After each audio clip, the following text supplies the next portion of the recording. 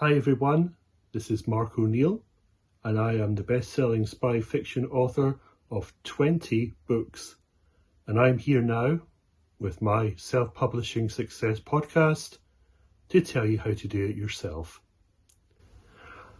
This is a bit of a change in the format because I've decided that instead of me going on and on and on, that I would just do quick 10-minute segments. 10 minutes, that's all. And how difficult is it to just listen for 10 minutes? So I'm going to choose a topic every single week on something that I hear the most often.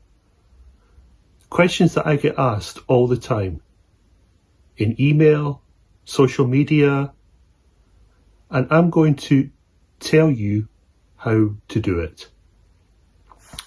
Now, the first question, probably the most common question I get asked, is how much money can I make from my books? Well, as I'm sure you can appreciate, it varies greatly. It depends, first of all, on the genre that you write. People who write romance books will pretty much be raking it in. Romance is the top seller on Amazon. So if you're a budding Nora Roberts, then assuming you write a good book, then you will have no doubt made a lot of money on it. I write thrillers, adventure, so on, and that's obviously also a good category, a good genre to write in as well. I would say sort of the more obscure categories are ones that you're going to have a problem with. You would have to cultivate a particular fan base, either through your email newsletter, through social media, and find those readers. You could also do Facebook ads as well, and we'll come back to that in a moment. So that's the first thing, the genre. What genre are you going to write in? Second of all, you have to put yourself in the mind of the average reader. If it is the summer and the sun is coming out today, are you likely to be sitting at home reading a book? No. You're likely to be outside in the nice weather. So during the summer months, when it's nice and warm, sales are going to be down. That's unavoidable. There's no point getting worked up about it. It's going to happen. People are going to be outside. They're not going to be reading books. Of course, there's going to be some who will read books outside, some who will read books on the beach. So it's not a totally lost cause. But in general, during the summer months, the warm months, sales are going to drop. For the last 4 or 5 Sundays, I have had an amazing amount of money coming in. That's like 4 or 5 Sundays in a row. But yesterday being Sunday, my sales dropped more than 50%. Why? Because it was a beautiful day. It was 25 degrees Celsius. Everybody was outside. People were mowing their lawns. People were having barbecues. They weren't thinking about reading. In the evening, when everybody was back inside again, well, that's different. Then they're like, oh, let's read a book. But during the day, it was quiet.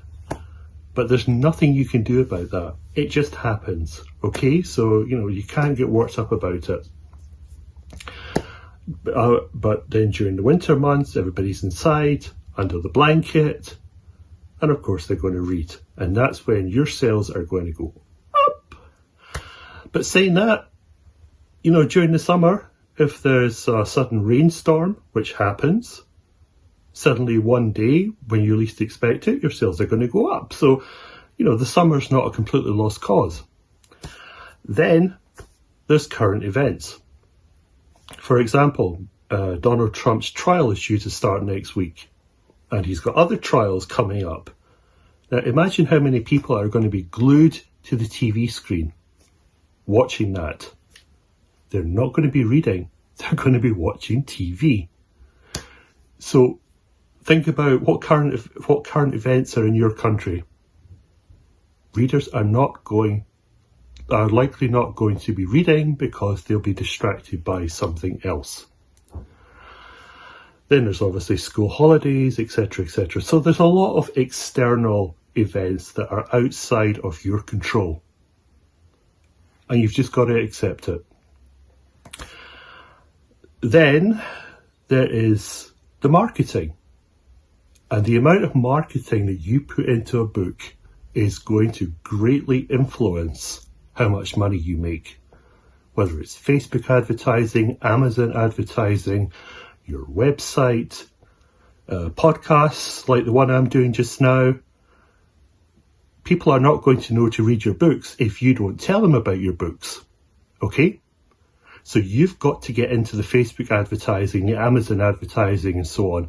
The days of the mysterious author sitting at home writing, nobody knows who they are, that's all over.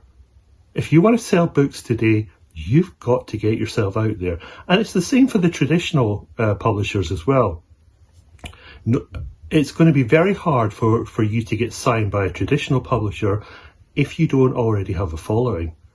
They're going to say, how many Instagram followers do you have? How many Facebook followers do you have? Do you have a website? You don't have that stuff, they're going to be like, forget it. So you've got to do your marketing. And you can't wimp out of this. You can't say, I don't want to do marketing. I'm an author. I'm an artist. Yeah, well, tough. Get your big boy shoes on or big girl shoes on and get out there and get it done. You don't do marketing, you're not going to sell books. But it all comes back to the one thing. Writing a good story. Because if you don't write a good story, you're going to get terrible reviews on Amazon. And terrible reviews is going to result in less sales, because we all know people base their buying decisions on reviews. So you've got to write a good story. That is the number one priority. Write your story and then market the hell out of it. Because it's like everything else in life. If people don't know about your product, people are not going to buy your product. So write a good story, get a good cover on it, and then start marketing it and get it out there to the people who are likely to want to buy it.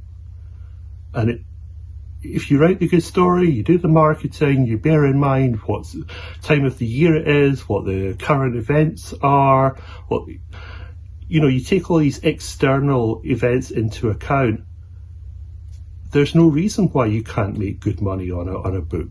And with self-publishing, you can keep up to 70% of that money. Traditional authors, they're lucky if they get 10%, but with self-publishing, you get 70%. Even on paperbacks, you're making a hell of a lot of money. And because it's print on demand, you don't have to keep copies in your garage. You just get them printed when people want them. So I hope that's answered that question. This is Mark O'Neill on the Self-Publishing Success Podcast, and I'll be back next time with another burning question. And if you have something you want me to answer, let me know. Bye.